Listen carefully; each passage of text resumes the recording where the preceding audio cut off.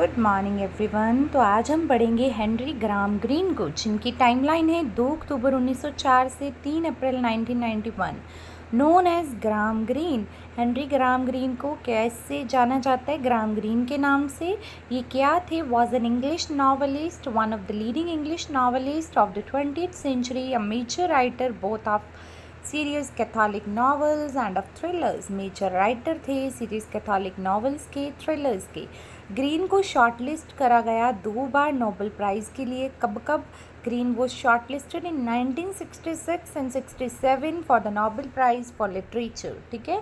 ही first published, जो इनका work है वो है बबलिंग अप्रैल। देखो, he published his first work in 1925, bubbling April. First novel जो है वो है द मैन विद इन, ये आता है 1929 में। फर्स्ट वर्क की बात करें तो बबलिंग अप्रैल, और नावल की बात करें तो the man with in.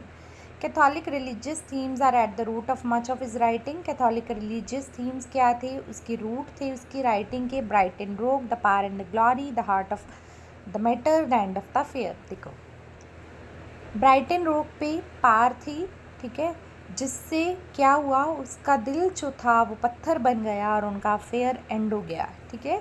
Green had a history of depression which had a profound effect on his writing and personal life. कहते ग्रीन के ऊपर डिप्रेशन था, बड़ा ज़्यादा उसकी लाइफ में डिप्रेशन था, जिसका इफेक्ट अप्पा को उसकी राइटिंग पे देखने को मिलता है।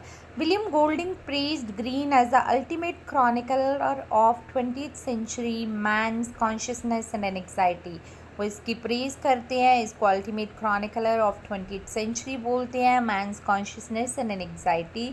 कौन बोलते हैं? William Golding. किसकी प्रेज कर रहे हैं? ग्राम ग्रीन की।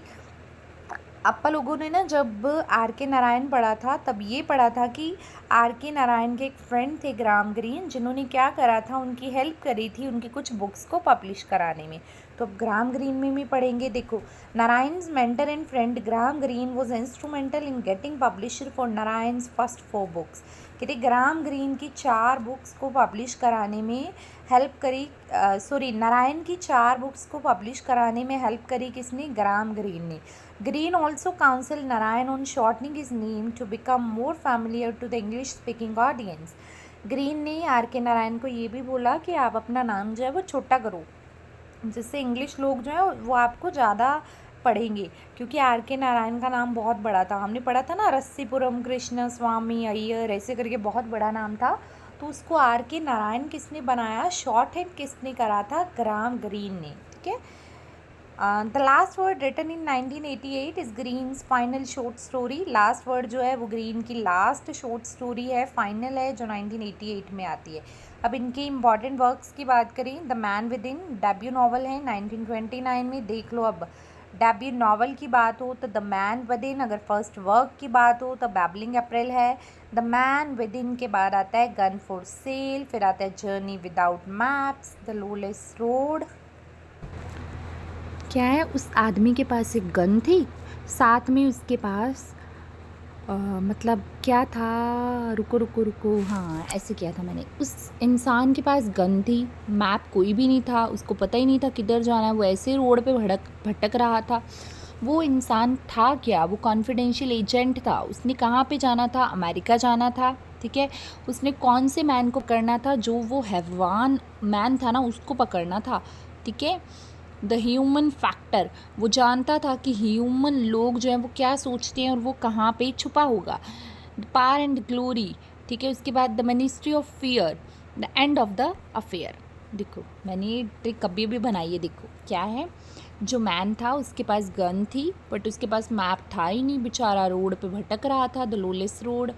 वो था क्या? वो इंसान एक कॉन्फिडेंशियल एजेंट था जिसके पास गन थी। वो कहाँ जाना चाहता था? अमेरिका में। किसको पकड़ना है उसने? उस हैवान नाम के मैन को पकड़ना है। वो ह्यूमन साइकोलॉजी को, ह्यूमन फैक्टर को अच्छे से समझता है। और उसके बाद जो है द पावर एंड ग्लोरी, वो जानता है कि उस इंसान के पास बहुत ज़्यादा पावर है जिसको उसने पकड़ना है। द मिनिस्ट्री ऑफ फियर, तो उसको डर भी लग रहा है कि उसने एक पावरफुल इंसान को पकड़ना है, कॉन्फिडेंशियल एजेंट ने। ठीक है, ऐसे करके मैंने ट्रिक बनाई है। आई होप आपको अच्छी लगी होगी, इससे आप अच्छे से वर्क्स को लर्न कर सकते हो। और मैंने एक शॉर्ट भी अभी इसके साथ ही अपलोड करा है, जिसमें मैंने कुछ नॉवेल्स की सेटिंग्स बताई है जो कि इम्पॉर्टेंट हैं। Thank you so very much.